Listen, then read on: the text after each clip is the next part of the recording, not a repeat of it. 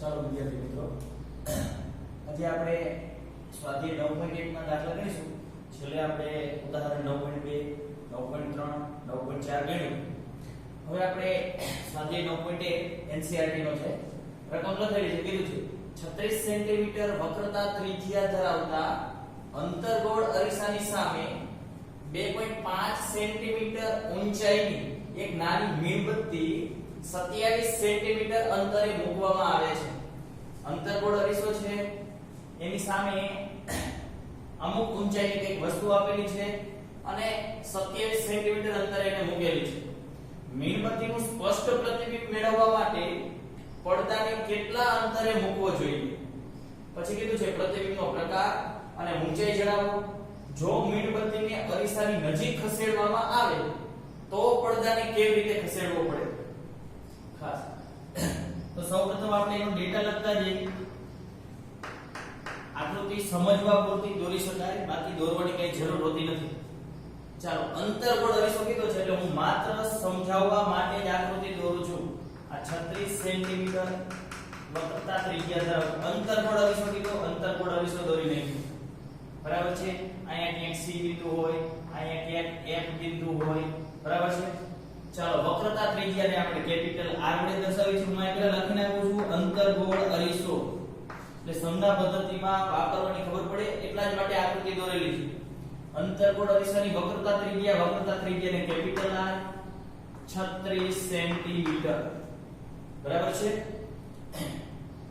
ચાલો, અંતર્ગોળ અરીસો છે એટલે વસ્તુ કઈ તરફ મૂકવાની હોય વિચાર કરો તો આ બાજુ હશે કે આ બાજુ હોય? પરાવર્તન અહીંયાથી થાય એટલે આ બાજુ જશે ક્યાંક વસ્તુ, અહીંયા ગમે ત્યાં. બરાબર છે? તો મેં તમને કીધું તો સંજ્ઞા પદ્ધતિ આપણે દાખલામાં શરૂઆતમાં ડેટા લખી અહીંયા જ વાપરી નાખવાની.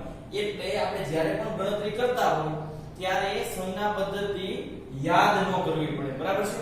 અને કેવી રીતે યાદ રાખવાનું કીધું? જે તરફ વસ્તુ હોય એ બાજુનું ઋણ, એની વિરુદ્ધ સાઈડનું ધન. આવી રીતે યાદ રાખી છે. એટલે વસ્તુ તો આ બાજુ મૂકેલી એટલે આ બાજુ જે આવશે એ બધાય ઋણ, આ બાજુ જે આવશે એ બધાય ધન. સમજાઈ ગયું? આ બાજુના ધન, આ બાજુના ઋણ. કમ્પ્લીટ. અથવા તો એમ પણ કીધું પોલિશ કરેલી હોય, પોલિશ પ્લસ એ સિવાયનું માઈનસ. એટલે આ તરફ આવશે ને, આ એટલે C થી આ P સુધીનું અંતર થાય P. આ તો R ની વેલ્યુ આવશે માઈનસ. કમ્પ્લીટ. ચાલો, અંતર્ગોળ અરીસાની સામે 2.5 સેમી ઊંચાઈની એક મીણબત્તી મૂકેલી છે. તો મીણબત્તી મૂકેલી, મીણબત્તી વસ્તુ થઈ ગઈ ને વસ્તુની ઊંચાઈને આપણે h વડે દર્શાવીએ છીએ. તો h બરાબર આપેલા છે 2.5 સેન્ટીમીટર. બરાબર છે? 2.5 સેન્ટીમીટર વસ્તુની ઊંચાઈ આપણે સીધી જ મૂકેલી છે, ધારી લેવાનું. બરાબર છે? વસ્તુને આપણે હંમેશા સીધી જ મૂકતા એટલે પ્લસ. કમ્પ્લીટ. ચાલો, ઉપર તરફ આવે ઊંચાઈ એટલે માત્ર ઉપર કે નીચે જોવાનું? ઉપર. પ્લસ કેટલા અંતરે મૂકેલી છે? 27 સેમી અંતરે. આ તો 36 આપેલું જ છે. તો 27 એટલે અહીંયાથી જ ગણવાના હોય બધા અંતરો. એટલે અહીંયા ક્યાંક આ બેની વચ્ચે છે વસ્તુ. આવી રીતે ક્યાંક વસ્તુ મૂકેલી છે મિત્રો. 27 સેમી અંતરે. આ તમારો થઈ ગયો u. આટલા અંતરે મૂકેલી છે એટલે વસ્તુ અંતર u 27 સેન્ટીમીટર માઈનસ અંતર છે, અંતર આમ આવે, ઊંચાઈ ગયો તો આમ આવે. સમજાય છે? ચલો, માઈનસ સંજ્ઞા પદ્ધતિ ફરજિયાત પહેલેથી જ વાપરવાની. હવે એવું કીધું છે મીણબત્તીનું સ્પષ્ટ પ્રતિબિંબ મેળવવા માટે પડદાને કેટલા અંતરે મૂકવું જોઈએ? એટલે પ્રતિબિંબ ક્યાં મેળવવું છે? પડદા ઉપર. તો જે જગ્યાએ પ્રતિબિંબ રચાતું હોય એ જગ્યાએ પડદાને મૂકવો પડે. તો પ્રતિબિંબ ક્યાં રચાય? તો કે પ્રતિબિંબ જેટલા અંતરે. બરાબર છે? એટલે પ્રતિબિંબ અંતર શું થઈ ગયું? એ જ જગ્યાએ પડદાને મૂકી દેવો. રાઈટ? થાય પડદાને કેટલા અંતરે મૂકવો જોઈએ? જે જગ્યાએ પ્રતિબિંબ રચાય એ જગ્યાએ. જે જગ્યાએ રચાય એ અંતરને પ્રતિબિંબ અંતર. એટલે કે v શોધવાનો કીધો છે, પ્રતિબિંબ અંતરને આપણે v કહીશું. જે શોધવાનું હોય એમાં સંજ્ઞા પદ્ધતિનો પ્રતિબિંબનો પ્રકાર કહેવાનો છે. પ્રકાર એટલે વાસ્તવિક છે, આભાસી છે, ચતુ છે, કેવું છે એ. ઊંચાઈ પણ કહેવાની છે. પ્રતિબિંબની ઊંચાઈ એટલે h ડેશ. કમ્પ્લીટ. જો મીણબત્તીને અરીસાની નજીક ખસેડવામાં આવે તો પડદાને કેવી રીતે ખસેડવો પડે? પડદાને કઈ રીતે ખસેડવો પડે? એટલે ભૂલાઈ ન જાય કે આ બધી વસ્તુ આપણે શોધવાની, આ માત્ર સમજવા માટે જ આકૃતિ છે. હજી કહું છું કમ્પ્લીટ. ચાલો તો અરીસો કીધું છે.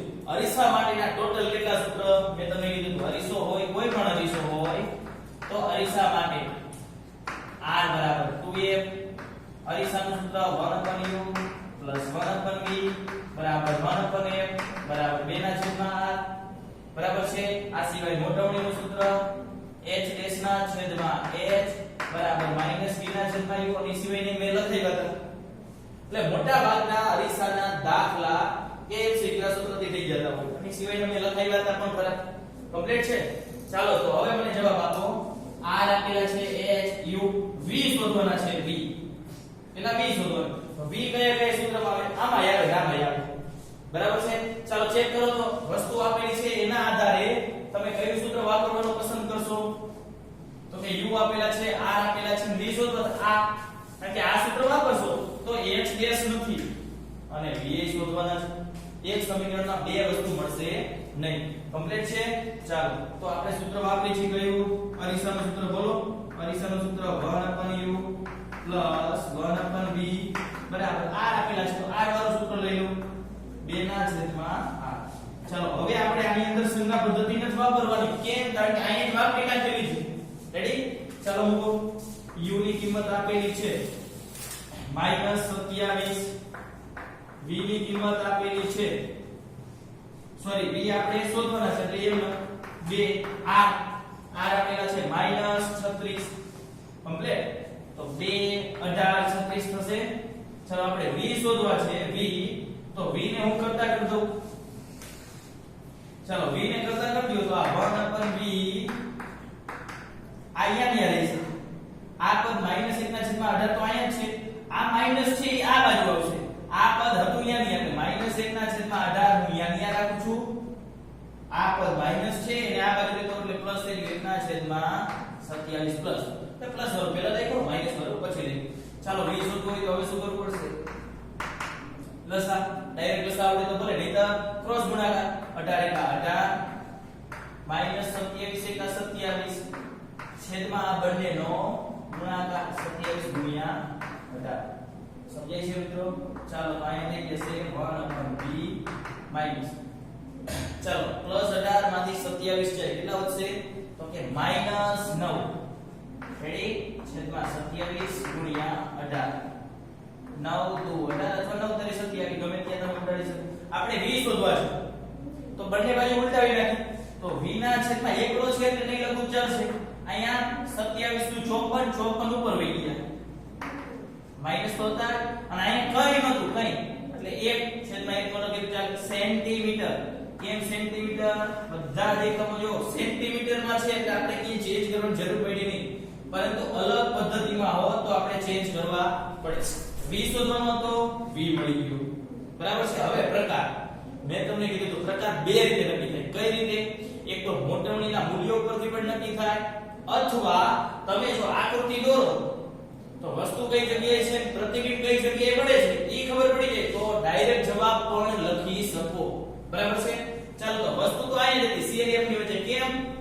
36 સેન્ટીમીટર વક્રતા ત્રિજ્યાથી વસ્તુ અંતર તો 27 કીધી હતી, કારણ કે F કેટલા થાય? F તો 18 કરતા વધારે એટલે C અને F ની વચ્ચે વસ્તુ તો આપણને ખબર જ છે C થી દૂર જ પડે પ્રતિબિંબ. જોઈ લ્યો v -54 મળ્યા. માઈનસ એટલે માઈનસ કઈ તરફ લે તો આ તરફ, એટલે આ બાજુ પ્રતિબિંબ મળશે 54 સેન્ટીમીટર. આની 54 એટલે આ તો 36 વિના કરતા વધારે. રેડી? તો આના આધારે તમે નક્કી કરી શકો. મેં તમને ઓલો કોષ્ટક લખાયું તો પ્રકાર કયો થાય. ચાલો લખી નાખો પ્રતિબિંબનો પ્રકાર, અથવા તો છેલ્લે એમ ઉપરથી લખવો હોય તો પણ ચાલે.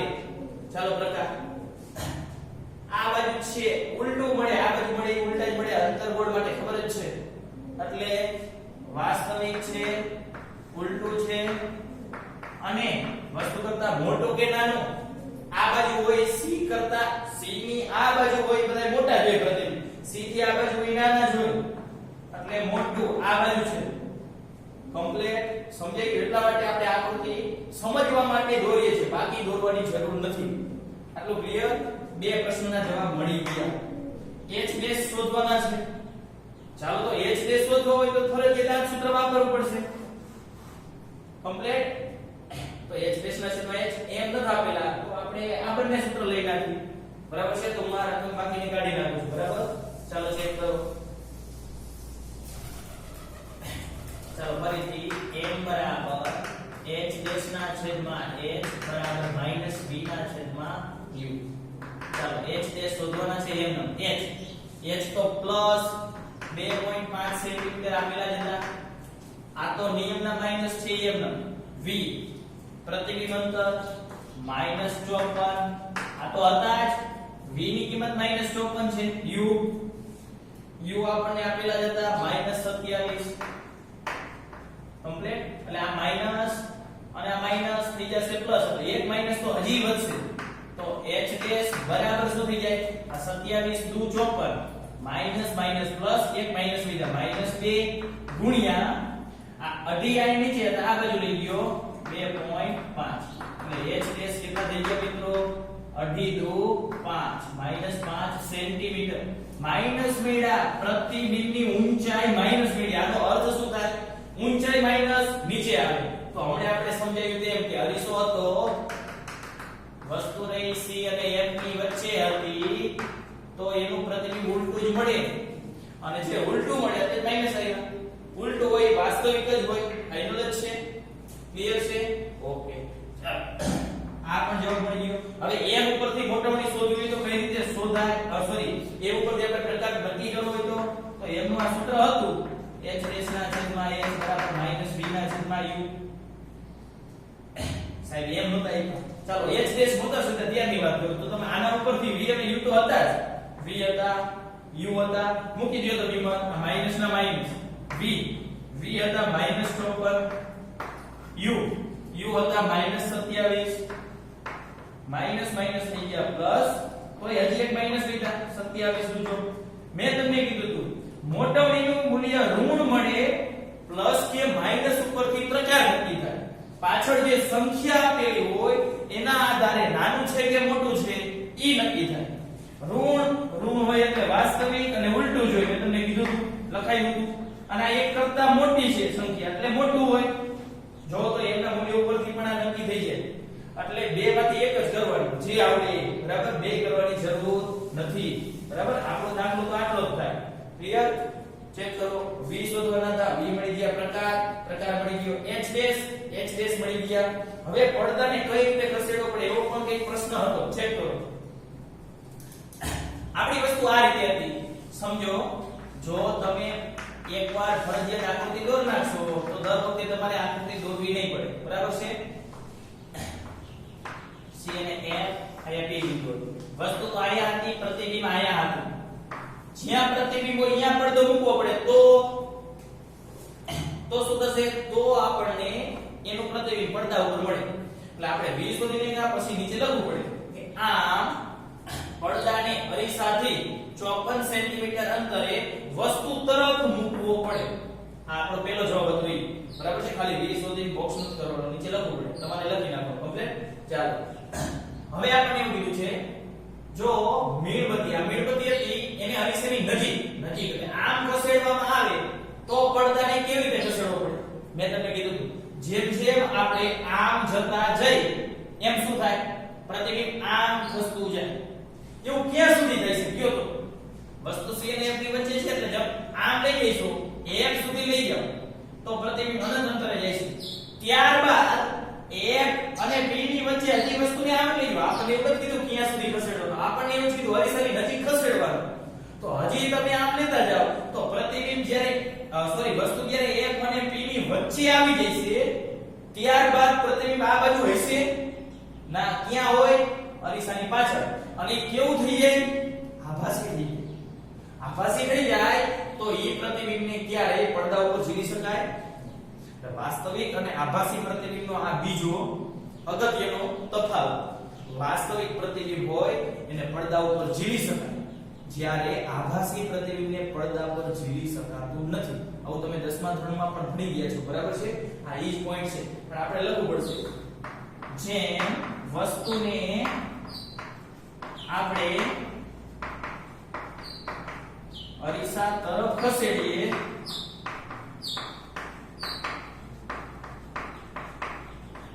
તેમ પડદાને કઈ તરફ ખસેડો? પડદો એટલે પ્રતિબિંબ જ્યારે છે અહીંયા પ્રતિબિંબ આમ જતું જાય, વસ્તુ આમ જાય એટલે વસ્તુ આમ જાય એટલે પ્રતિબિંબ આમ જશે.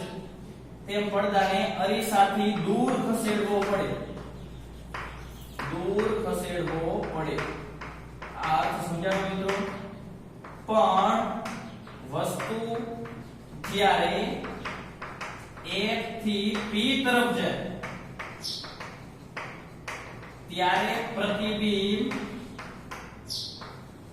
અરીસાની પાછળ મળશે,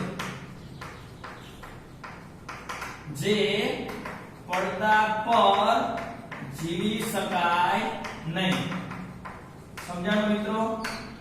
કમ્પ્લીટ? તો આટલો આપણો જવાબ. અહીંયા ખાસ વિધાન લખવાનું ભૂલાઈ ન જાય. V પ્રકાર HS અને પડદાને કઈ રીતે ખસેડવો પડે. ચારે ચાર પ્રશ્નોના જવાબ આપણને મળી ગયો. બરાબર?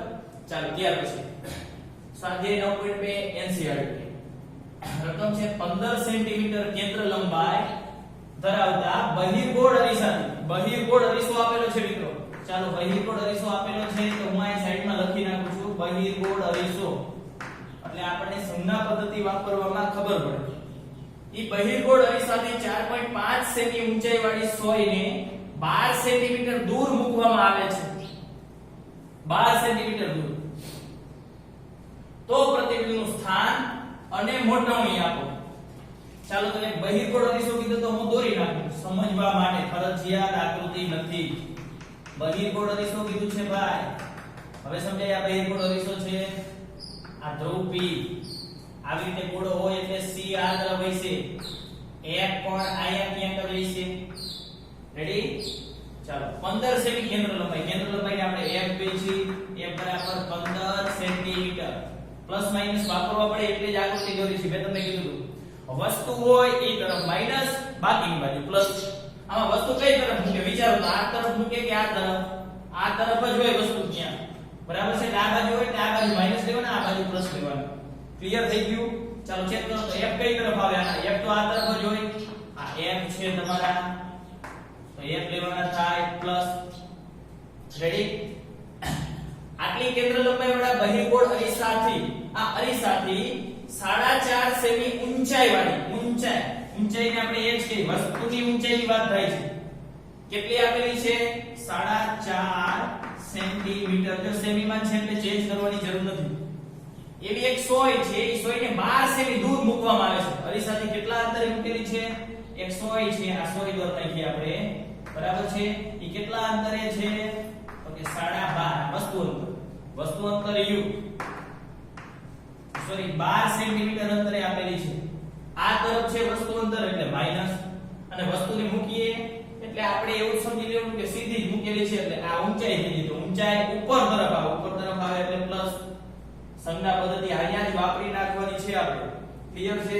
ચાલો તો પ્રતિબિંબનું સ્થાન એટલે પ્રતિબિંબ અંતર v અને મોટવણી એટલે m. બંને શોધો. સોયને અરીસાથી જેમ દૂર ખસેડવામાં આવે, આ સોયને તમે જેમ દૂર ખસેડો આમ લઈ જવાની છે. સોય દૂર ખસે તો શું થશે? તો શું થાય એવો આપણને પ્રશ્ન પૂછેલો છે. બરાબર છે? તો આપણે ત્રણ વસ્તુના જવાબ આપવાના છે. કમ્પ્લીટ? ચાલો ફરીથી અરીસો કીધું છે તો અરીસા માટે કેટલા સૂત્ર હતા? તો અરીસા માટે મેં તમને કીધું એમ અરીસા માટે મેં ત્રણ સૂત્ર છે. r બરાબર 2f, અરીસાનું સૂત્ર 1/u પ્લસ 1/v બરાબર 1/f બરાબર 2/r, મોટવણીનું સૂત્ર h બરાબર -v/u. કમ્પ્લીટ? v શોધવાના કીધા છે. v નું ડાયરેક્ટ સૂત્ર તો છે પણ v આ બે સૂત્રમાં આવે તો બે માંથી એક સૂત્ર આપણે વાપરીએ. ચેક કરો. v વાપરવા હોય તો ચેક કરો. f આપેલા છે, h છે, u છે. f આપેલા છે, u છે તો આ સૂત્ર વાપરો એટલે v પડી જાય. આ સૂત્ર નહીં વાપરીએ. કેમ? કારણ કે એ સૂત્રમાં m નથી આપેલા અને v એ નથી. ચાલો તો કયું સૂત્ર મૂકીએ અરીસા માટે? ચાલો અરીસા માટે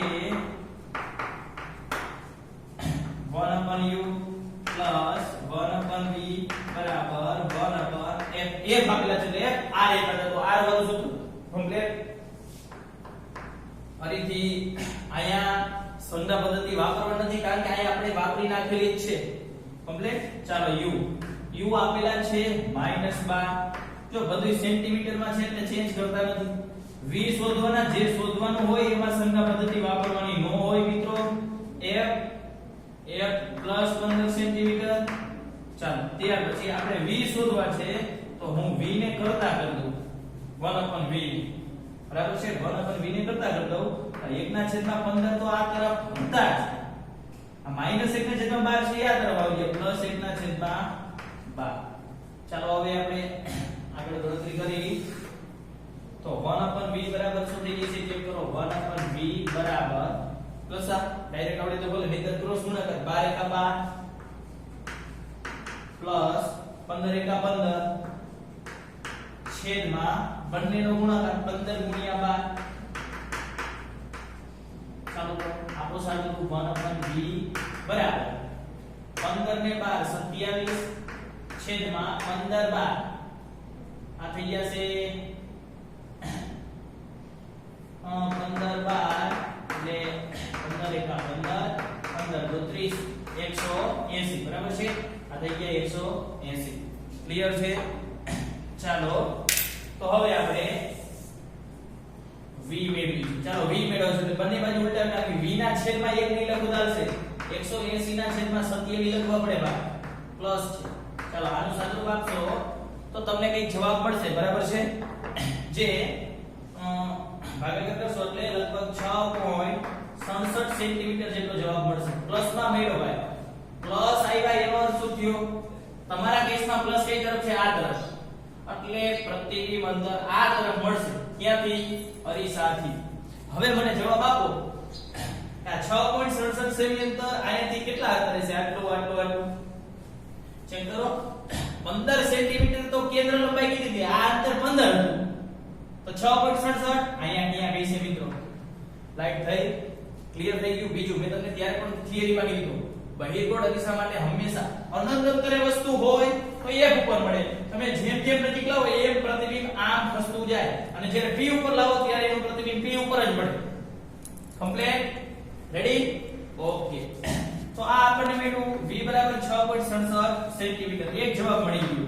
ચાલો બીજી મોટવણી શોધવાની છે. મોટવણી. ચાલો તો મોટવણી અરીસા માટે મોટવણીનું સૂત્ર આ લખેલું જ છે. ચાલો વાપરો. m બરાબર h ના છેદમાં h બરાબર -v ના છેદમાં u. m શોધવાના કીધા છે એટલે આ. હવે ચેક કરો તો h ડેશ નથી તો v અને u ઉપરથી આના ઉપરથી ડાયરેક્ટ વાપરી નાખી, કારણ કે v છે અને u પણ છે બરાબર છે. ચાલો તો m બરાબર -v, આ માઈનસ અને v કેટલા છે તો કે પ્લસ 6.67. u કેટલા છે તો કે u છે -12, એટલે માઈનસ માઈનસ થઈ જશે પ્લસ. સમજાણું? એટલે આપણો જવાબ પ્લસ માં આવશે. અને આ તમે ભાગાકાર કરશો 6.67 ભાગ્યા 12 એટલે 1 કરતા આવશો એટલે લગભગ 0.56 જેટલું આવશે બરાબર છે. મોટવણીને એકમ નો હોય મિત્રો, ખાસ યાદ રાખશું. રેડી? મોટવણી શોધવાની પદ્ધતિ મોટવણી મળી ગઈ. આના ઉપરથી પ્રકાર પૂછેલો નથી આપણને, પણ પૂછે તો આવડી જાય. મોટવણી શોધવાની પદ્ધતિ મોટવણી ઉપરથી પણ પ્રકાર નક્કી થાય અને આકૃતિ ઉપરથી નક્કી થઈ જાય. વસ્તુ હોય એવું જ મળે. બહિર્ગોળ અરીસો છે આભાસી જ મળે હંમેશા. કમ્પ્લીટ? પ્લસ માઈનસ અરીસાનો પ્રકાર, પ્લસ આભાસી માઈનસ વાસ્તવિક. અને ચેક કરો આ કિંમત 1 કરતા નાની છે એટલે વસ્તુ કરતા નાનું. આવો બહિર્ગોળ અરીસો ક્યાં હોય? ડ્રાઇવિંગ કરતા હોય તો સાઈડમાં જે અરીસો હોય બહિર્ગોળ અરીસો હોય, વસ્તુ નાની દેખાય, ખટારો બહુ મોટો હોય દેખાય નાનો. કમ્પ્લીટ છે? હજી કઈ પ્રશ્ન પૂછેલો છે. જો સોયને અરીસાથી જેમ દૂર ખસેડવામાં આવે, આ સોય છે એને તમામ દૂર ખસેડો તો શું થાય? હવે વિચારો, દૂર ખસેડતા ગયા તમે ક્યાં? એવું તો કીધું નથી ક્યાં સુધી લઈ જવાના, ગમે ત્યાં સુધી લઈ જાવ, અનંત અંતરે લઈ જાય તો પ્રતિબિંબ ક્યાં જાય છે? f. એનો અર્થ શું થયો કે આ પ્રતિબિંબ કઈ તરફ ખસે? f તરફ. અનંત થઈ ગયા, હજી અનંત ગયા, અનંત જ ગયા હોય પણ પ્રતિબિંબ ક્યાં મળશે? f ઉપર. સમજાયું? એના કરતા ઉલટું તમે આમ નજીક લેતા આવો તો આપણે બે કેસ જોયા હતા. અનંત હોય તો f ઉપર અને P થી નજીક હોય અથવા તો થોડેક દૂર હોય તો P અને F ની વચ્ચે જ મળે. સમજાણો વાત? એટલે F થી આમ ક્યારે નહીં મળે પ્રતિબિંબ. ક્લિયર? આપણને પ્રશ્ન શું પૂછેલો છે? જે અરીસાથી દૂર ખસેડવામાં આવે સોયને અરીસાથી દૂર ખસેડીએ તેમ આને આમ દૂર ખસેડીએ છીએ તેમ એનું પ્રતિબિંબ એક તરફ ગતિ કરશે. સમજાણો? રેડી? અને અનંત અંતરે અને વસ્તુ અનંત અંતરે પહોંચશે અથવા વસ્તુ અથવા સોય જશે ત્યારે તે એક પર મળશે. અને કેવું મળશે? અને સતત નાનું થતું જશે. જેમ જેમ આમ જાઓ તમે ચેક કરો અત્યારે કઈક ઊંચાઈ છે અને એક ઉપર તો બિંદુવત જ મળે. અનંત અંતરે વસ્તુ હોય એ કોઈ પણ અરીસો હોય બહિર્ગોળ હોય કે અંતર્ગોળ અનંત અંતરે વસ્તુ હોય એનું પ્રતિબિંબ એક ઉપર તો ખૂબ બિંદુવત નાનું મળે છે. કમ્પ્લીટ? તો આ આપણા હતા બંને દાખલા સ્ક્રીનશોટ લઈ લેજો મિત્રો. બરાબર છે? ચાલો ત્યાર પછી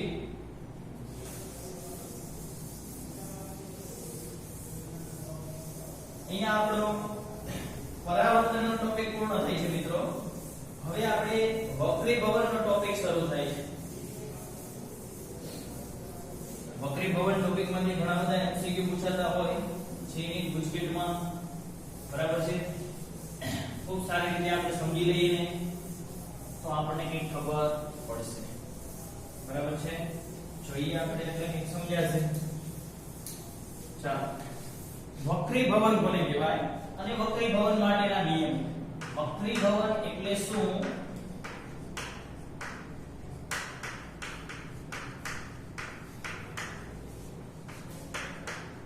તેના નિયમો જણાવો.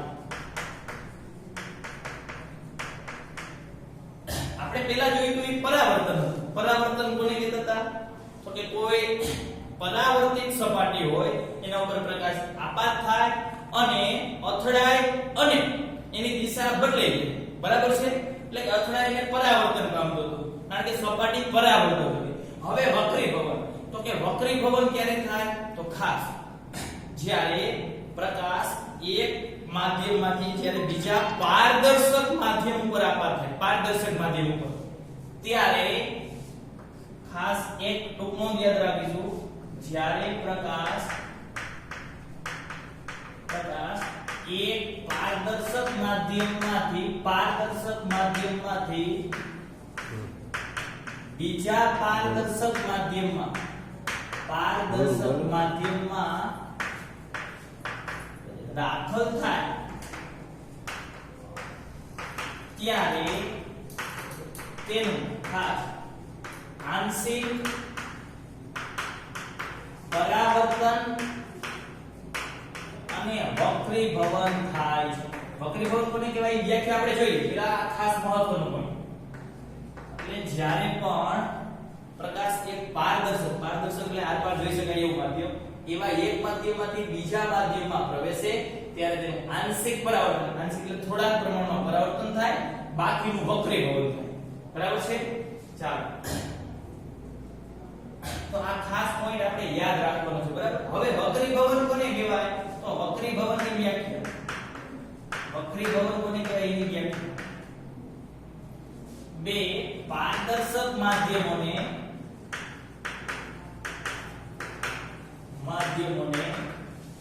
અલગ પાડતી સપાટી પાસે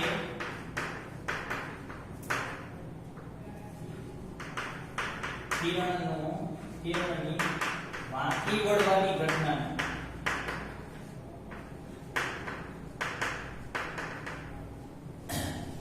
શું છે વ્યાખ્યા? જો બરાબર બે પારદર્શક માધ્યમો એને અલગ પાડતી જે સપાટી હોય એની પાસે કિરણની જે વાંકી વળવાની ઘટના છે અથવા તો દિશા બદલાઈ જવાની જે ઘટના છે એને આપણે વક્રીભવન કહીશું. ફોર એક્ઝામ્પલ તમે ઘરે ઘણી બધી વાર અનુભવ્યું હોય કાચનો પાણીનો ગ્લાસ છે, પાણી ભરેલો, બરાબર છે.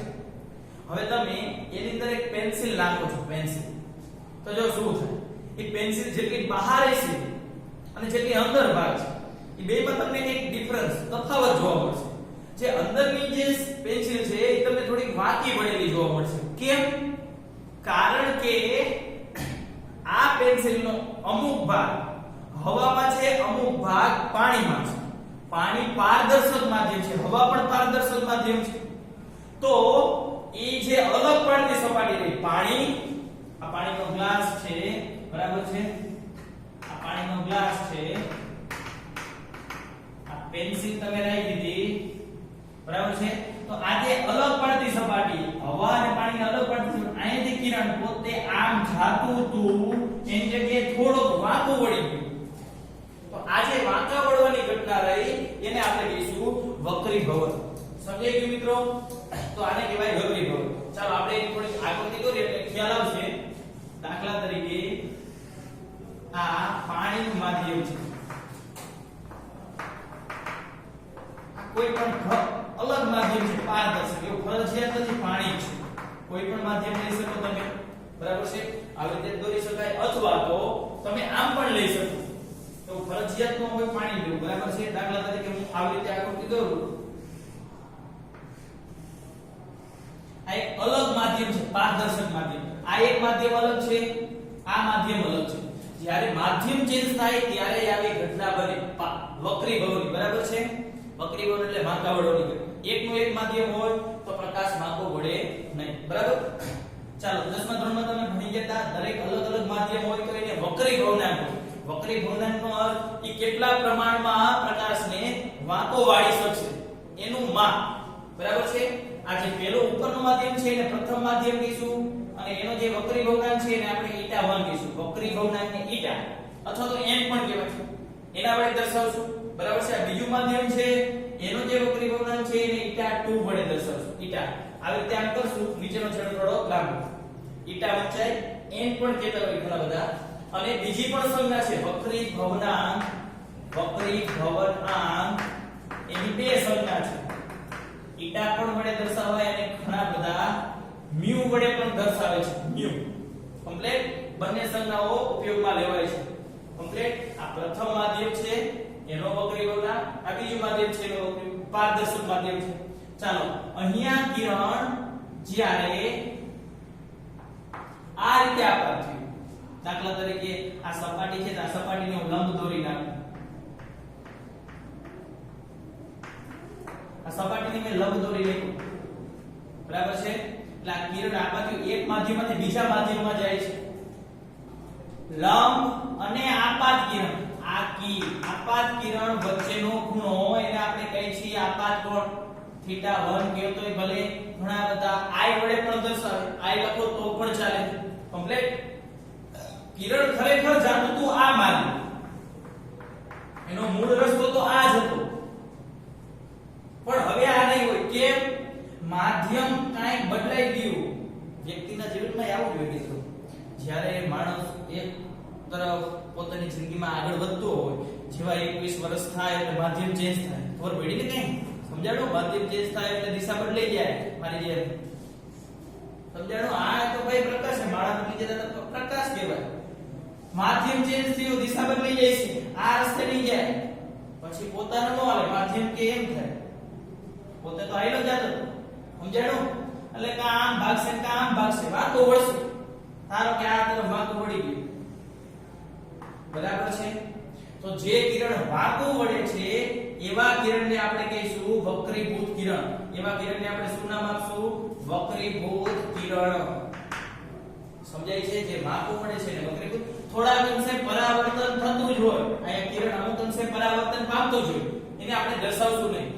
ઈ થોડું પરાવર્તન હોય કે પૂરેપૂરું પરાવર્તન હોય, પરાવર્તનના નિયમો લાગુ પડે. આ θ1 તો આ θ1 જ હોય. ક્લિયર? આપણે અત્યારે વક્રીભવનની વાત કરી છે એટલે આપણે બીજી કોઈ ચર્ચા કરીશું નહીં.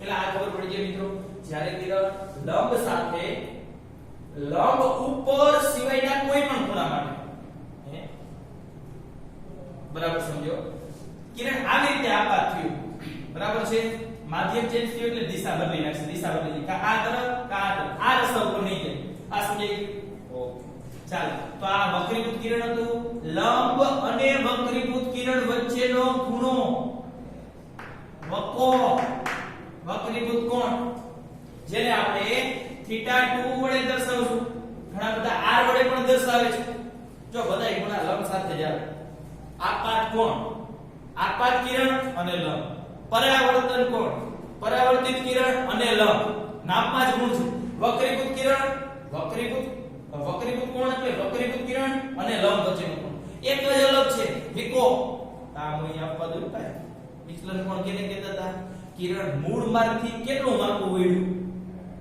મૂળ માર્ગથી જેટલું વાંકું વળે એને વિચલન કોણ કહેવાય આમાં વિચલન કોણ આવે ચેક કરો મૂળ માર્ગ તો આ હતો અહીંયાથી આમ આવી ગયું આટલું વાંકું વળ્યું કે આટલું તો આ ભાગને આપણે કહીશું આટલા ખૂણાને કહીશું વિચલન કોણ બેયમાં આવે વિચલન કોણ પરાવર્તનના નામમાં આવે કમ્પ્લીટ વિચલન કોણને ડેલ્ટા વડે દર્શાવવા હોય તો દર્શાવવા પણ એની કોઈ સંજ્ઞા યાદ રાખવાની જરૂર નથી આ સમજાઈ ગયું પેલા હા આપણો પ્રશ્ન એવો હતો હમણાં મેં તમને કીધું કે લંબ ઉપર આપાત કરી તો તમે આવી રીતે કિરણને આપાત કર્યો હોત આ માધ્યમ છે આ લંબ છે આ લંબ બરાબર તો તમે ઘરે પણ અનુભવી શકો જો તમે આ જ રીતે કિરણને આપાત કરો લંબ ઉપર જ લંબ ઉપર તો કિરણ ક્યારેય વાંકું ન વળે ઈ એમનેમ નીકળી જાય એમનેમ સીધે સીધું જ નીકળી જાય જરાય વાંકું વળશે નહીં તો આપણે વક્રીભવન કોને કહી વાંકા વળવાની ઘટનાને કહી આ તો વાંકું વળ્યું નહીં એટલે આપણે થોડી વ્યાખ્યામાં ચેન્જ કરવો પડે શું ચેન્જ કરવો પડે બરાબર છે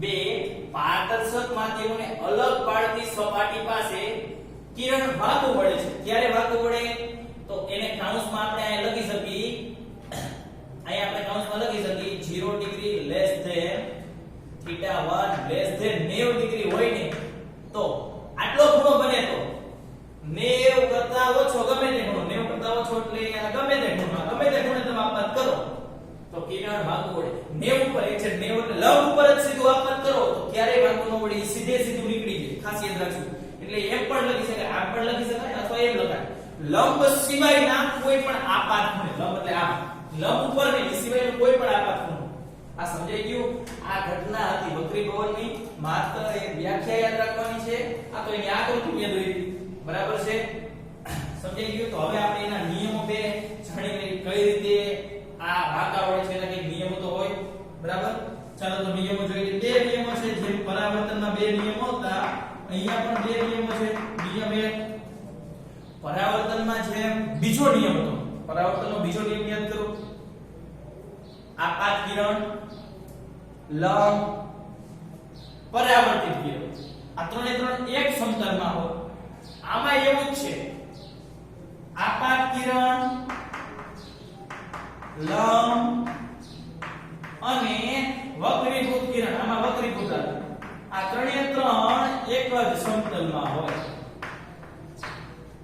પરાવર્તનનો બીજો નિયમ એ આનો પહેલો નિયમ હવે આ સમજાઈ જાય ટૂંકમાં આવી રીતે માધ્યમ હોય અહીંયા તો અહીંયા કિરણ આમ આપાત થાય તો કિરણ આમ જ છે કિરણ આમ નો નીકળે તો આ જે સમતલ છે જ થઈ અહીંયા કોઈ માધ્યમ છે આ પાણી છે ધારો કિરણ આવી રીતે આપાત થયું તો કિરણ આમ જ વાંકું વળે આમ અથવા તો આ દૂર છે એટલે કે આના સમતલમાં આમ બહાર નો નીકળે તો સમતલ ચેન્જ થઈ જાય લાઈટ થઈ એટલે કે આ ત્રણે ત્રણ એક જ સમતલમાં ચાલો જે બીજો નિયમ છે એ બીજા નિયમને સ્નેલના નિયમ તરીકે પણ ઓળખવામાં આવે છે સ્નેલનો નિયમ જે તમે ધોરણ 10 માં ભણી જ ગયા છો સ્નેલનો નિયમ કંઈક આવો કહે છે બરાબર સમજો બે પારદર્શક માધ્યમો માટે આપાત કોણનો સાઈન બે પારદર્શક માધ્યમો માટે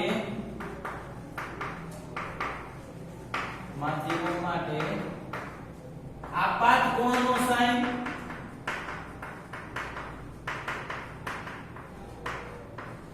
અને વક્રીભૂત કોણનો સાઈન નો ગુણોત્તર અચળ રહે છે સમજો શું કહેવા માંગે છે હવે પારદર્શક માધ્યમ છે એના માટે આપાત કોણને આપણે θ1 કીધું એનું સાઈન રીતે લેવાનું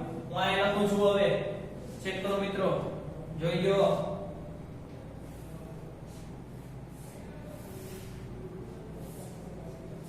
ચાલો જો આપાત કોણ θ1 એનો સાઈન લીધી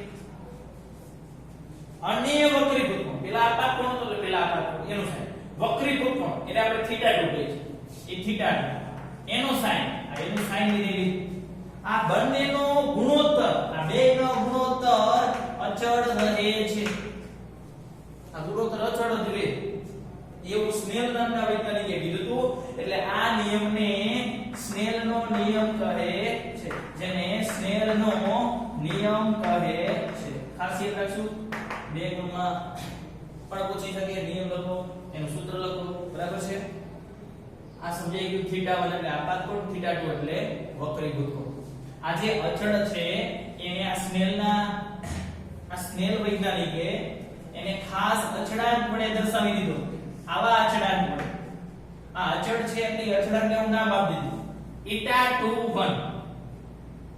η21 શું છે η એટલે વક્રી ભવનાંક પણ આવું લખેલું છે આનો કઈ ખાસ અર્થ થાય છે બરાબર સમજજો આ અચળાંક તો એને સ્પેશિયલ આવું જ નામ આપ્યું ખાસ યાદ રાખજો η એટલે વક્રી ભવનાંક પેલા બે લખેલા છે વચ્ચે બે છે છેલ્લે એક છે એટલે બે નો વક્રી ભવનાંક એક ની સાપેક્ષ જે છેલ્લે હોય એ સાપેક્ષ છે જે વચ્ચે હોય એનો વક્રી ભવનાંક એટલે બે નો વક્રી ભવનાંક એક ની સાપેક્ષ છે માધ્યમ બે નો વક્રી ભવનાંક એક ની સાપેક્ષ છે અને શું પંચાય માધ્યમ બે નો વક્રી ભવનાંક એક ની સાપેક્ષ છે સમજાણું અને ખાસ આનું જે આ મૂલ્ય રહ્યું આ એમસીક્યુ માટે ખાસ θ21 નું જે મૂલ્ય રહ્યું એ માધ્યમની જાત તાપમાન તરંગ લંબાઈ આ ત્રણ વસ્તુ ઉપર આધાર રાખે છે કેના ઉપર આધાર રાખે જાત માધ્યમ કેવું છે બહુ ઘાટું માધ્યમ છે આછું માધ્યમ છે બરાબર છે એનું તાપમાન કેટલું છે એના ઉપર આધાર રાખે અને તરંગ લંબાઈ કેટલી છે હમણાં તરંગ લંબાઈનો હું તમને સંબંધ લખાવી દઉં બરાબર તરંગ લંબાઈ અને ઈટાનો અને ખાસ યાદ રાખજો તાપમાન અને ઈટાનો જે સંબંધ છે એ બંને વ્યસ્ત સંબંધ છે વ્યસ્ત આ ખાસ એમસીક્યુ માટે યાદ રાખજો વક્રી ભવનાંક અને તાપમાનનો સંબંધ વ્યસ્ત છે એટલે આ બંનેનો ગ્રાફ તમને આવડવો જોઈએ આ બંનેનો ગ્રાફ કેવો પડશે આ બધા નીટ જી પોઈન્ટ છે મિત્રો ખાસ યાદ રાખજો P અને ઈટા અને T વ્યસ્ત આવો ગ્રાફ મળશે મતલબ કહેવાનો અર્થ શું હતો કહેવાનો અર્થ આવો હતો કે વક્રી ભવનાંક તાપમાન સાથે બદલાય તાપમાન વધે તો વક્રી ભવનાંક ઘટે બરાબર છે જાત તાપમાન તરંગ ત્રણ વસ્તુ પર આધાર રાખે આ θ21 બરાબર છે હવે પ્રશ્ન થાય સાહેબ આ સાપેક્ષે કેમ લે છે માધ્યમનો કોઈ એક વિદ્યાર્થી છે દાખલા તરીકે એક વિદ્યાર્થીને 40 માર્ક આવ્યા પરીક્ષા લીધી એમાં તો એ વિદ્યાર્થીને વધારે માર્ક આવ્યા ઓછા માર્ક આવ્યા એ કેવી રીતે ખબર પડે તો એની તમારે સરખામણી કરવી પડે બીજા સાથે કે ભાઈ આ વ્યક્તિ કરતા આ વ્યક્તિના માર્ક વધારે છે ઓલાને 20 માર્ક હોય તો 40 હોય તો ઓલા કરતા વધારે કહેવાય કોકને 60 માર્ક આવ્યો તો એ કહેવાય ઓલા કરતા આને ઓછા માર્ક છે સમજાય છે એટલે સરખામણી થાય ત્યારે નક્કી થાય કે આ વધારે છે ઓછું છે એટલા માટે સાપેક્ષ લેવામાં આવે કઈ રીતે જેનો વક્રી ભવનાંક હોય વચ્ચે જેની સાપેક્ષ હોય છેલ્લે ક્લિયર તો આ હતા આપણા બે નિયમો એમાં ખાસ આ એમસીક્યુ આપણે ખાસ યાદ રાખશું કે આ વક્રી ભવનાંકનું મૂલ્ય જાત તાપમાન અને તરંગ લંબાઈ ઉપર આધાર રાખે તાપમાન અને વક્રી ભવનાંકનો સંબંધ વ્યસ્ત એનો ગ્રાફ આવે ક્લિયર તો આ હતા આપણા બે નિયમો ટૂંકમાં છે આપાત કિરણ લંબ અને વક્રીભૂત કિરણ એક જ સમતલમાં હોય બીજો છે સ્નેલનો નિયમ શું કહે છે સૂત્ર યાદ રાખો એટલે યાદ રહી જાય આપાત કોણનો સાઈન અને વક્રીભૂત કોણના સાઈનનો ગુણોત્તર અચળ રહે એ અચળાંકને નામ આપ્યું અને શું વંચાય તો માધ્યમ 2 નો વક્રી ભવનાંક 1 ની સાપેક્ષ છે કમ્પ્લીટ અને આનું મૂલ્ય જાત તાપમાન તરંગ લંબાઈ ઉપર આધાર રાખે છે ખાસ બરાબર છે અને વ્યસ્ત સંબંધ છે બીજું આટલું થઈ ગયું બસ આયા તમારો આ પ્રશ્ન પૂર્ણ થઈ જાય આ પ્રશ્ન તમારો અહીંયા પૂર્ણ થઈ જાય હવે જે છે એમસીક્યુ છે ખાસ ઈ જી ની ગુજકેટ માટે ખાસ યાદ રાખવાનું છે મિત્રો, આ બહુ જ કામ લાગશે. બરાબર છે. નિરપેક્ષ વક્રી ભવનાંક કોને કહેવાય? નિરપેક્ષ વક્રી ભવનાંક એનું સૂત્ર છે η c ના છેદમાં v. એનું સૂત્ર શું છે? તો કે આવું સૂત્ર છે η c/v. η એટલે વક્રી ભવનાંક, c એટલે પ્રકાશનો વેગ હવામાં જ વેગ, c એટલે હવામાં અથવા શૂન્ય અવકાશમાં, v પ્રકાશનો જ વેગ, પણ v એટલે જે તે માધ્યમમાં. તો નિરપેક્ષ વક્રી ભવનાંક કોને કહેવાય? તો આના ઉપરથી ખબર પડે તમને. જ્યારે કોઈ માધ્યમના વક્રી ભવનાંકની વાત કરવામાં આવે, કેની સાપેક્ષે? તો કે હવાની સાપેક્ષે. એક માધ્યમ તો હવા એટલે કે શૂન્ય અવકાશ કે હવા ગમે તે, એની સાપેક્ષે કોઈ બીજું માધ્યમ લીધું હોય ત્યારે જે વક્રી ભવનાંક હોય એને આપણે કહીશું નિરપેક્ષ વક્રી ભવનાંક. સમજાઈ ગયું? ક્લિયર થઈ ગયું? હા.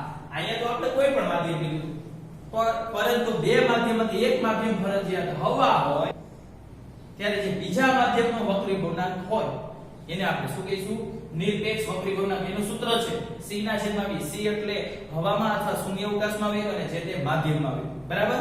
ચાલો તો હું એમ કહું, મારે કોઈ એક પેલા માધ્યમ માટે સૂત્ર લખવું છે, આના ઉપરથી મારે સૂત્ર લખવું છે. ચાલો η1, તો આ તો c તો અચળ છે 3 × 10⁸ છેદમાં v1 લખી શકું. આ અર્થ સમજાયો? કેમ આવું લખ્યું મેં? કારણ કે આ તો હવા માધ્યમ પર લઉં છું, પહેલું માધ્યમ. દાખલા તરીકે મેં પેટ્રોલ લીધું, તો પેટ્રોલનો વક્રી ભવનાંક પેટ્રોલમાં વેગ. આપણે હવામાં દોડતા હોય, પાણીમાં દોડો, વેગ બદલાઈ જાય. તો પ્રકાશને એવું થાય ભાઈ, હવામાં દોડતો હોય, પાણીમાં જાય, વેગ ચેન્જ થઈ જાય. બરાબર છે? તો η1 આ તો ફિક્સ છે, હવામાં વેગ હોય એટલો જ જે તે માધ્યમમાં વેગ બદલાય. આ પહેલા માધ્યમ માટે લખ્યું મેં. બીજા માધ્યમ માટે લખું તો બીજું કોઈ માધ્યમ, પહેલા પેટ્રોલ લીધું હતું, હવે બીજું માધ્યમ હું કેરોસીન લઉં, તો કેરોસીન માધ્યમ માટે સૂત્ર શું થાય? c/v જ થાય. પણ એ કેરોસીનમાં જે વેગ હોય, હવામાં વેગ તો ફિક્સ જ છે, c. આ સમજાઈ ગયું? ચાલો આ બેનો હું ગુણોત્તર લઉં તો કઈ મળશે કે જો તો η1/η2 આ બંનેનો ગુણોત્તર પેલા c/v1 આખાઈના છેદમાં c/v2. 1 2 3 4 પદ થયા. 4 પદ હોય ત્યારે પહેલું ત્રીજું ઉડતું હોય તો ઉડે, બીજું ચોથું ઉડતું હોય તો ઉડે. પહેલું ત્રીજું કેન્સલ, બીજું ચોથું ઉડે સાહેબ, v કેન્સલ, એકડો બગડો વધશે, નો ઉડે. ચાલો છેદનો છેદ ઉપર v2, આ નીચે આવી ગયા v1. આ મળ્યું η1/η2. આ એક સૂત્ર મળ્યું ભાઈ. બરાબર છે? η1 એટલે આ તારવણી તમારે યાદ રાખવાની જરૂર નથી, આ તો તમને સમજાય એટલા માટે મેં આ કરાવ્યું. બરાબર છે? બીજું આ η21 હતા એનું એક સૂત્ર આ છે. બરાબર છે? હવે હું તમને આખું બીજું સૂત્ર લખાવું. આટલું પેલા ખાલી સ્ક્રીનશોટ લઈ લેજો. બરાબર છે? ચાલો હવે આ સૂત્ર મળ્યું η1/η2 બરાબર v2/v2. હવે હું તમને આખું એક બોક્સ જ લખાઈ દઉં. એના આધારે આ વક્રી ભવનનો કોઈ પણ એમસીક્યુ જીમાં આવે, નીટમાં આવે, ગુજકેટમાં આવે, તમે ફટાફટ સોલ્વ કરી શકશો. બરાબર છે? ક્યાંય નહીં આપેલું હોય એટલે આપણે એ બોક્સ જ યાદ રાખવાનું. આ η21 છે, એના ઘણા બધા સૂત્ર છે. η21 આ η21 ના ઘણા બધા સૂત્ર છે. કયા કયા સૂત્ર છે જોઈએ. η21 એનું ઈટાના સંદર્ભમાં સૂત્ર છે.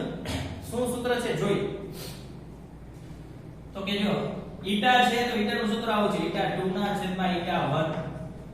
આપણે અત્યારે સૂત્ર મેળવ્યું આવું મેળવ્યું η1/η2 v2/v1 હતા. ચેક કરો.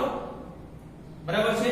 તો અહીંયા જો η2/η1 છે, η1 ના છે તો ઉલટાવો તો આ શું થઈ જાય? આ સૂત્ર આવશે v1/v2. બરાબર છે? લાઈટ થઈ. તમારે અંદર આવું સૂત્ર છે c = લેમ્બડા a છે. તો વેગ છે, વેગ આપણે v કીધો છે, કોઈ માધ્યમ છે તો વેગ બરાબર શું થાય? લેમ્બડા * 1 થાય. v1 = લેમ્બડા 1 * 1 થાય. તો આ શું લખીશું? લેમ્બડા 1 * 1 છેદમાં લેમ્બડા 2 * 1. એ સાહેબ આયા અહીંયા 1 2 લખ્યા, અહીંયા કેમ નો લખ્યા? યાદ કરો મેં પહેલા જ પરાવર્તનમાં પોઈન્ટ લખાયો હતો. આવૃત્તિ ક્યારે બદલાય? f મીન્સ ફ્રીક્વન્સી આવૃત્તિ. આવૃત્તિ એ ઉદ્ગમનો ગુણધર્મ છે. ઉદ્ગમ બદલાય તો જ આવૃત્તિ બદલાય, બાકી ક્યારે નો બદલાય. f ક્યારે નો બદલાય? માધ્યમ બદલાવો, ગતિ બદલાવો, ગમે તે બદલાવો, f ક્યારે બદલાય? માત્ર ને માત્ર ઉદ્ગમ બદલાવો તો. બલ્બ હોય તો બલ્બની જગ્યાએ હું ટ્યુબલાઇટ લગાવી દઉં, બલ્બ ઉદ્ગમ ચેન્જ કરી નાખ્યું તો બદલાઈ જાય. ફોક્સ લગાવી દો તો બદલાઈ જાય, બાકી નો બદલાય. એટલે આના ઉપરથી એક નવો એમસીક્યુ તમને મળ્યો ખાસ, એ હમણાં લખાઈ દઉં. એટલે ff કેન્સલ થઈ ગયા, નવું સૂત્ર મળ્યું. જો વક્રીભવનાંક તરંગ લંબાઈ સાથે બદલાય, વક્રીભવનાંક તરંગ લંબાઈ સાથે બદલાય, વેગ સાથે પણ બદલાય. ઈ સિવાયનું આ સૂત્ર તો હતું θ21 નું, લખી નાખો. sin θ1 છેદમાં sin θ2 બરાબર છે. આ એક બોક્સ જેને આપણે વક્રીભવનાંક બોક્સ તરીકે ઓળખશું, ખાસ યાદ રાખશું. વક્રીભવનાંક બોક્સ, વક્રીભવનાંક બોક્સ ખાસ યાદ રાખશું. અને આ સૂત્ર આ ચેપ્ટરમાં નહીં, આગળના ઘણા બધા ચેપ્ટરમાં આની જરૂર પડશે. આ એક જ યાદ રાખો, આના આધારે બધા એમસીક્યુ સોલ્વ ફટાફટ. તાપમાનનો સંબંધ વ્યસ્ત છે, η અને t નો સંબંધ વ્યસ્ત છે, આટલું યાદ રાખશું. કમ્પ્લીટ. તો આ બોક્સ થઈ ગયું. હવે જો યાદ કેવી રીતે રાખવું, બરાબર સમજો. આને આપણે શું બોલી છે? માધ્યમ 2 નો વક્રીભવનાંક 1 ની સાપેક્ષે. આ η જો આના ભયું છે, દેખાય છે? આના ભય જેવો જ છે. જો આ તો અલગ પડે, આ બધા અલગ છે. એના ભયું હોય ને તો એને પેલા વારો રાખી દેવાનો, પેલા બગડો પેલા બગડો, પછી બાકી બધાને ઉલટું કરવાનું, બાકી બધાય ઉલટું, પેલા બગડો તો નહીં. સમજાણું? પછી તમે આ બે સૂત્ર લ્યો તો એમાં એવું, આમાં બગડો, આનો ભયું હોય, ભયું, આનો ભય નથી. ભય એટલે દેખાય એનો આકાર એવો જ હોય, એવો નથી. આ બેનો આકાર સરખો છે. ટપો ભયડો. એટલે આ એક બોક્સ ઉપરથી તમને ઘણા બધા પ્રશ્નોનું સોલ્યુશન થઈ જાય. બીજી ખાસ બાબત, રેડી? એવી રીતે આ આપાત કોણ છે અને આ વક્રીભૂત કોણ છે? ધોરણ 10 માં તમે આવું શીખી ગયા હતા. η1 sin θ1. હું આ બંનેને સરખાવી દઉં, ચેક કરો. આ બંનેને સરખાવું એટલે આવું સૂત્ર મળ્યું, η2 ના છેદમાં η1 બરાબર sin θ1 ના છેદમાં sin θ2. હું આને આનું વિરાગો એટલે η1 sin θ1 બરાબર η2 sin θ2. ધોરણ 10 માં આવું સૂત્ર આવતું હતું, જેને આપણે સ્નેલનો નિયમ કહીએ છીએ. ડાયરેક્ટ કઈ યાદ રાખો તોય વાંધો નહીં, આવું યાદ રાખો તોય, પણ આ સરળ પડશે. એટલે આ એક બોક્સ યાદ રાખો એટલે બધું આવી જાય. અને આપણે સ્નેલનો નિયમ કહીએ છીએ. સ્નેલનો નિયમ ક્યાં વપરાય? આ મહત્વનું ખાસ, જ્યારે સપાટી ચેન્જ થતી હોય, મતલબ માધ્યમ બદલાતું હોય, એક માધ્યમ થી બીજું માધ્યમ, એ માધ્યમ અલગ પડે એવા દરેક બિંદુએ આ સ્નેલનો નિયમ તમે વાપરી શકો ખાસ. અને આ કોનો સંબંધ છે ખાસ જો, η અને θ, η અને θ. જ્યારે પણ દાખલામાં η અને θ આવે, η અને θ, ટાટા, η અને θ, ત્યારે સ્નેલનો નિયમ વાપરશું. કમ્પ્લીટ. સમજાઈ ગયું? એટલે આ ખાસ બોક્સ યાદ રાખશું. બોક્સ યાદ રાખવાની ટેકનિક ફરીવાર, 2 હોય તો 2 પહેલા, 1 તો 1 પછી. η 1 2 કે તોય તમને આવડવું જોઈએ. સમજાઈ ગયું? કમ્પ્લીટ. બીજું ખાસ બાબત, અને આપણે સમજવાનું કે આ એક બોક્સ યાદ રાખવાનું. જો તો તરંગ લંબાઈ બદલાઈ જાય. એટલે કેટલી વસ્તુ બદલાય? જ્યારે વક્રીભવન થાય ને, વક્રીભવન થાય ત્યારે શું ન બદલાય? ન બદલાય, માત્ર એક આવૃત્તિ ન બદલાય. કેમ? આ ઉદ્ગમનો ગુણધર્મ છે, મેં તમને કીધું એમ. બાકી બધું બદલાઈ જાય. જુઓ, એકદમ સરળ રીતે સમજી જાય. માધ્યમ બદલાય એટલે બેનો વક્રીભવનાંક બદલાઈ જાય. વેગ, તમે હવામાં દોડતા હો, એટલે આપ નહીં હવામાં, એમ નહીં, હવામાં તમે દોડતા હો અને તમને પાણીમાં દોડવાનું કે તમારો વેગ બદલી જાય. પાણી તમે ઝડપથી ન દોડી શકો જેટલું હવામાં દોડતા હોય એટલું. વેગ બદલી જાય. વેગ બદલે એટલે તરંગ લંબાઈ બદલાય. v λf, c λf. ડોલરનો તરંગનો ચેપ્ટર યાદ કરો. તરંગ લંબાઈ બદલી જાય. એટલે માધ્યમ 1 માં તરંગ લંબાઈ હોય, માધ્યમ 2 માં તરંગ લંબાઈ કઈ અલગ હોય. આપાત કોણને વક્રીભૂત કોણ. અત્યારે અહીંયા વક્રીભૂત કોણ છે, આપાત કોણ અને વક્રીભૂત કોણ. બરાબર છે? આટલી વસ્તુ ચેન્જ થાય. f એક નો બદલાય, ઉદ્ગમ નહીં બદલાય. બરાબર? બીજું બાકીનું બધું બદલે. તીવ્રતા પણ બદલાઈ જાય. આની આની તીવ્રતા સૌથી વધારે હોય, આની તીવ્રતા કંઈક વધારે હોય, એમાંથી અમુક કિરણ પરાવર્તન પામે, અમુક કિરણ વક્રીભવન પામે. તો થોડો પ્રકાશનો જથ્થો આમાં જાય, થોડોક આમાં જાય. એટલે સૌથી વધારે તીવ્રતા કેની હોય? તીવ્રતા સૌથી વધારે તીવ્રતા I આપાત. આનો અર્થ સમજાણો? આપાત કિરણની તીવ્રતા. તીવ્રતાને આપણે I વડે દર્શાવશું. Intensity I. ધોરણ 11 માં પણ ભણી ગયા હતા, બરાબર છે? થર્મોડાયનેમિક્સ ચેપ્ટરમાં મેં તમને લખાયું હતું તીવ્રતાનું સૂત્ર, બરાબર છે? હજી પણ આવશે 12મા ધોરણમાં ફરી. આપાત પ્રકાશની તીવ્રતા સૌથી વધારે, બધો પ્રકાશ આમાં છે, એમાંથી ભાગ પડી ગયા. શું શું ભાગ પડ્યા ચેક કરો.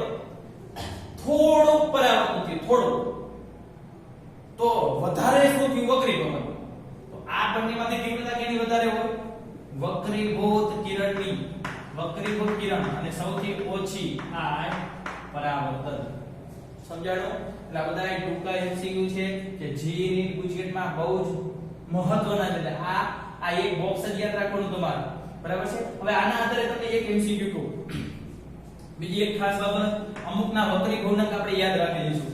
હવા હોય તો હવા માટે ઈટા બરાબર 1, હવા કે શૂન્ય અવકાશ હોય તો એના માટે ઈટા. ઈટા એટલે વક્રીભવનકની કિંમત 1. વક્રીભવનકને એકમ ન હોય, વક્રીભવનકને એકમ ક્યારેય ન હોય, ખાસ યાદ રાખજો.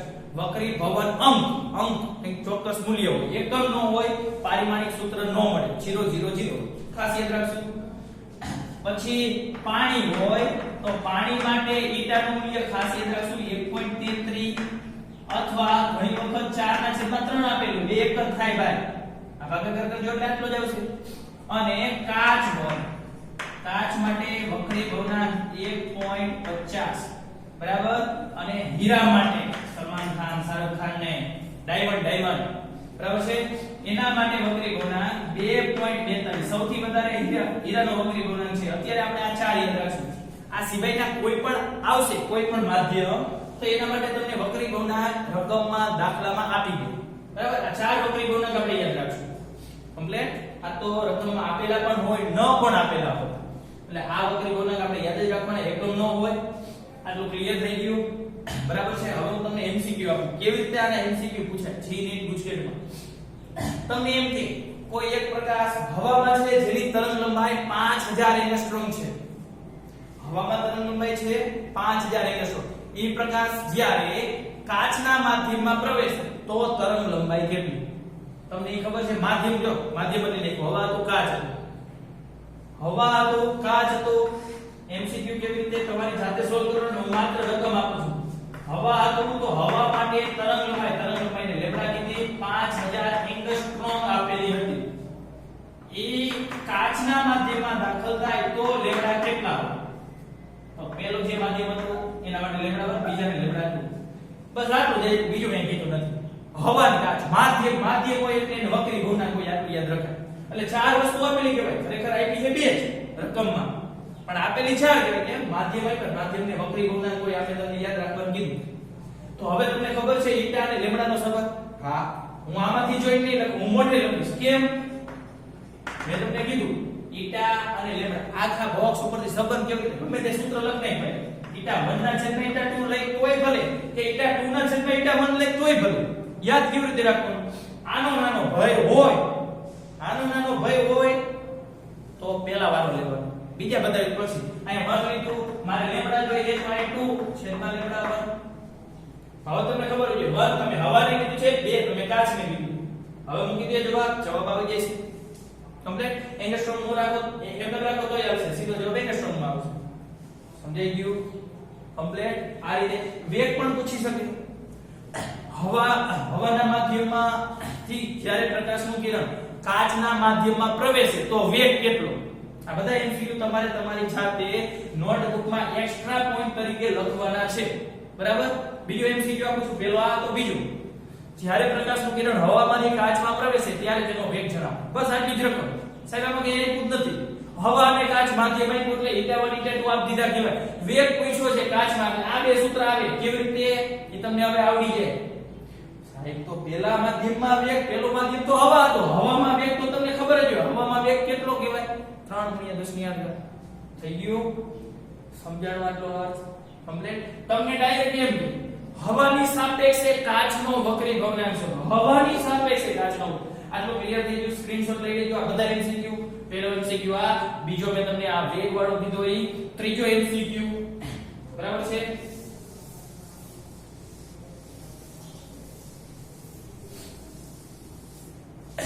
એટલે આ બધી વસ્તુ બદલાય. વક્રી ભગ્નાંક, વેગ, લેમ્ડા, લંબ સાથેના ખૂણા, તીવ્રતા બધું બદલાય. માત્ર નો બદલાય આવૃત્તિ. ક્લિયર? ચાલો ત્રીજો MCQ તમને કે હવાની સાપેક્ષે કાચનો વક્રી ભગ્નાંક શોધો.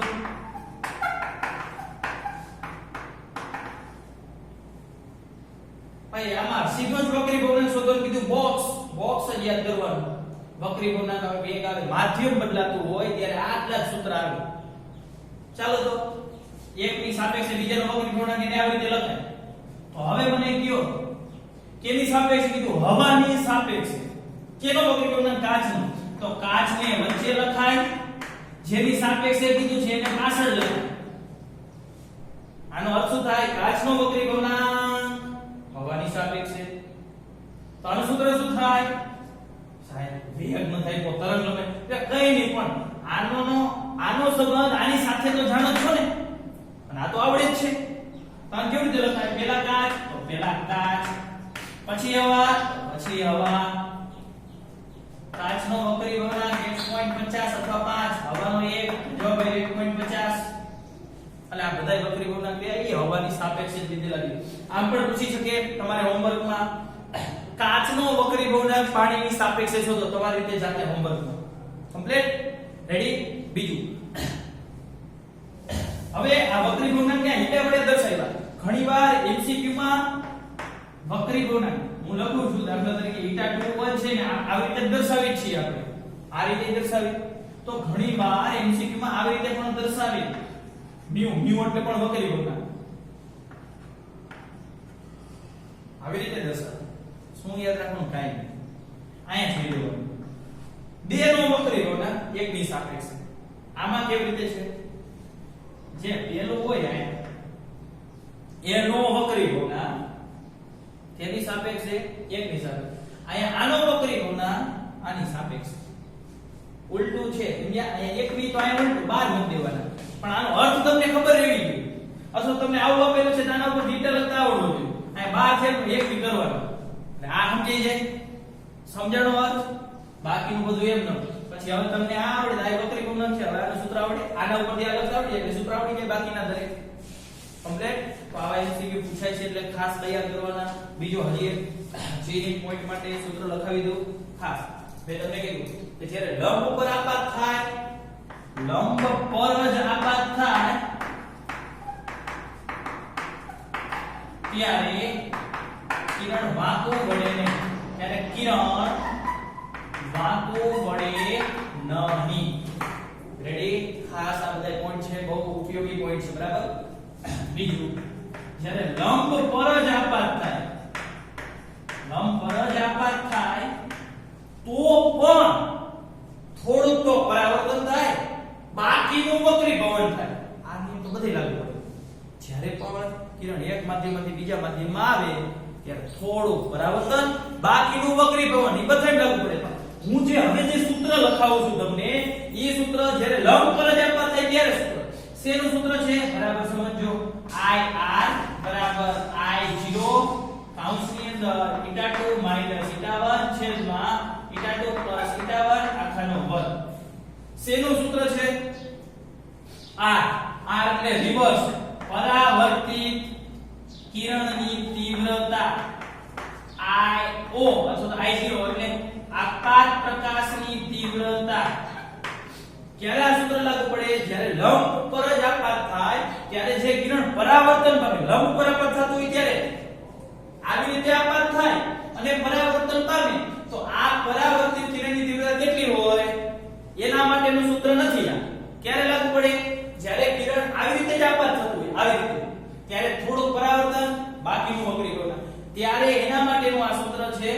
𝜃2 એટલે બીજા માધ્યમનો વક્રી ભગ્નાંક, 𝜃1 એટલે પહેલા માધ્યમનો વક્રી ભગ્નાંક છેદમાં બેનો સરવાળો ઉપર બાદબાકી આટલાનો વર્ગ, આખાનો વર્ગ નહીં, આનો વર્ગ ની આટલાનો વર્ગ કમ્પ્લીટ છે તો આ સમજાઈ ગયો મિત્રો ઓકે ચાલો ત્યાર પછી ઘટ માધ્યમ કેને કહેવાય આ બધા સ્ક્રીનશોટ લઈ લેજો ના જી ની પુસ્તક માટેના આગળના બધા જ તમે તમારી બુકમાં લખી લ્યો આ એક ટોપિક પરના ઘણા બધા પ્રશ્નો છે આવા જ પ્રશ્નો વધારે ભાગ આવશે બરાબર ચાલો ત્યાર પછી ઘટ માધ્યમ કેને કહેવાય પાતળું માધ્યમ કેને કહેવાય ખાસ યાદ રાખો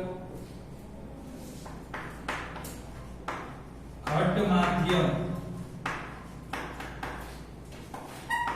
જેના માટે ઈટા વધુ એને ઘટ માધ્યમ કહીશું તો પાતળું માધ્યમ કેને કહેવાય પાતળું માધ્યમ તો કે જેના માટે ઈટા ઓછો બે માધ્યમ આપેલા હોય બે માધ્યમમાંથી જે માધ્યમનો વક્રી ગુણાંક વધુ એ ઘાટું જે માધ્યમનો વક્રી ગુણાંક ઓછો એ પાતળું માધ્યમ ક્લિયર કમ્પ્લીટ ત્યાર પછી બીજી બાબત હમણાં મેં તમને કીધું કે આ કિરણ આમ વાંકું પડે અથવા આમ એ કેવી રીતે ખબર પડે છે આ બાજુ વાંકું પડશે અથવા આ બાજુ વાંકું પડશે ચાલો તો હવે આપણે ઈ જોઈ લઈએ આ ક્લિયર થઈ ગયું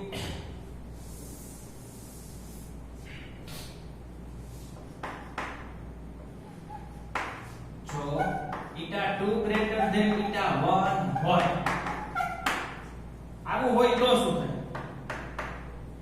eta 2 નો અર્થ શું જો બે માધ્યમ સરખા જ હોય ને બેના વક્રી ગુણાંક તો કિરણ વાંકું ન વળે ખાસ યાદ રાખજો ઘણીવાર આવો eta 2 બરાબર eta 1 એટલે માધ્યમ હરખું તો કિરણ વાંકું ન વળે એની માર્ગે હાલી જાય એટલે વાંકું ન વળે એટલે વિચલન કોણ 0 કહેવાય સમજાઈ ગયું eta 2 greater than eta 1 પહેલા જે માધ્યમ હોય eta 1 પછીનું જે માધ્યમ હોય eta 2 કહીશું આપણે એટલે કે બીજા માધ્યમનો વક્રી ગુણાંક વધારે હોય પહેલા માધ્યમ કરતા આ વધારે છે આ ઓછું છે આ વધુ અંશ વધુ આ સૂત્ર ઉપરથી જે આ વધારે આ ઓછું તો હવે મને જવાબ આપજો આ એની બધું બધાયનો જવાબ આપજો આ છેદ ઓછો છે આ કેવો છે અંશ વધી જાય આ ઓછો ડાયરેક્ટ સમજીએ એટલે વિચાર બીજું માધ્યમ ઘાટું ઘાટું એટલે વક્રી ગુણાંક વધારે હોય પાણી તેનો માધ્યમ હવાનો વક્રી ગુણાંક ઓછો હવાનો વક્રી ગુણાંક ઓછો eta 1 ઓછો છે આ પાણીમાંથી બેનો વક્રી ગુણાંક ઓછો તમે હવામાં દોડો છો હવામાં તમારી ઝડપ તમે પાણીમાં ઝડપ ઘટી જાય પાણીની ઝડપ ઓછી હવામાં ઝડપ વધારે કમ્પ્લીટ સૂત્ર ઉપરથી ની દઈએ આ વધુ તો આ વધુ આવે eta 2 વધુ તો v1 વધુ v1 ઉલટું વિચાર ઓછું તો આ વધુ વ્યસ્ત આ વિચાર આ ઓછું તો આ ઓછું આ ઓછું તો આ ઓછું v2 એના આધારે અહીંથી નક્કી કરો હવે આના ઉપરથી આ વધુ તો આ વધુ લેમ્ડા 1 વધુ તો લેમ્ડા 2 ઓછા થાય આ એક જ વસ્તુ વિચારવાની આના જ આધારે નક્કી કરો આ વધારે તો આ વધારે sin θ 1 વધારે sin θ 2 કરતા સમજાય ઈ તો ગમે જે વધારે ઈ વધારે બાકી ઓછું આ ઓછું તો આ ઓછું આ ઓછું તો આ વધારે એટલે આ વધારે પડતું તો આના ઉપરથી એવી રીતે દરેક માટે હવે તમને ખબર છે sin ની કિંમત sin 0 હોય તો કિંમત 0 થાય sin 30 તો કિંમત ધીમે ધીમે વધશે 1/√2 1/2 બરાબર 1/2 1/√2 ની કિંમત સતત વધતી જાય છે sin 45 sin 3/2 sin 90 1 બરાબર છે એટલે કિંમત સતત વધે જેમ ખૂણો વધે એમ કિંમત વધે sin માટે cos માં ઉલટું થાય ખૂણો વધે એમ કિંમત ઘટે sin માં sin 0 તો 0 sin 45 1/√2 sin √3/2 sin 90 એક કિંમત વધે ખૂણો વધે એમ કિંમત વધે તો જેમ ખૂણો મોટો જેમ sin આખા મોટા એમ ખૂણો પણ મોટો જ કહેવાય sin θ એટલે આખી કિંમત જે ક્યારે વધારે હોય જેમ ખૂણો વધારે હોય એમ તો હું આને આમ પણ લખી શકું તો આનો અર્થ શું થયો જો બીજું માધ્યમ ઘાટું હોય પેલું માધ્યમ પાતળું હોય તો આપાત કોણનું મૂલ્ય વધારે આવે θ 2 એટલે વક્રીભૂત કોણ આનો અર્થ આવો આ માધ્યમ ધારો કે વધારે છે વક્રીભૂત આ પાણી છે એવું લેવું હવે હું આ એમસીક્યુ શીખડાવું છું આ હવા છે બોલો તમારો પ્રશ્ન તો અહીંયા પૂરો થઈ ગયો આ ટૂંકો જ પ્રશ્ન હતો આ બધા એમસીક્યુ છે જે રીત માટે ચાલો આ હવા છે આ પાણી છે આ હવામાં પાણી શરત થઈ ગઈ એટલે આવું હોય છે હવામાં વેગ વધારો હોય હવામાં તરંગલંબાઈ વધારો હોય આ ખૂણો હોય મોટો હોય sin θ1 આ મોટો હોય θ2 નાનો એવું ક્યારે થાય હું માત્ર આટલી આકૃતિ દોરું છું જોઈ જુઓ આટલી આ લંબ તો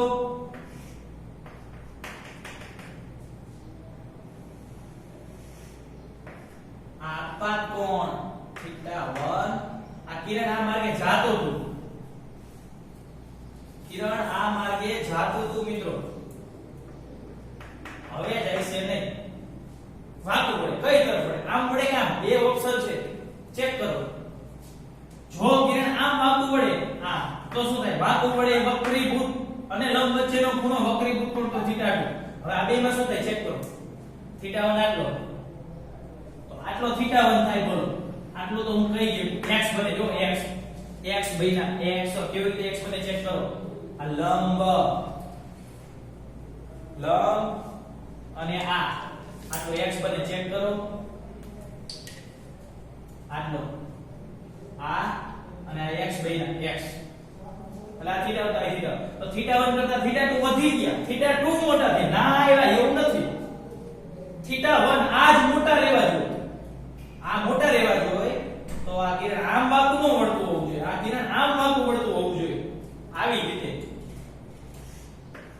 તો આ θ2 થાય તમારો આ જે વાંકું વળે વક્રીભૂતનો લંબ સાથેનો ખૂણો વક્રીભૂતનો વ્યાખ્યા સમજી યાદ રાખશો તો યાદ રહેશે હવે આમાં ચેક કરો આ વધારે હતું આ ઓછું હતું તો શું થવું જોઈએ θ1 જો આ મોટા છે θ1 આટલા આખે આખો θ1 એના કરતા θ2 ઓછો આ આટલો મોટો થાય સમજ્યા એટલે કિરણ હંમેશા કઈ તરફ વાંકું વળે જ્યારે આવું બીજા માધ્યમ ઘટ હોય પેલું માધ્યમ પાતળું એટલે પાતળામાંથી ઘટમાં જાય આ એવી વાત થઈ પાતળું એટલે જ θ1 પેલું માધ્યમ પાતળું θ2 એટલે બીજા માધ્યમ θ2 બીજું ઘટ છે તો શું થાય તો કિરણ લંબ તરફ જ વાંકું વળે લંબ તરફ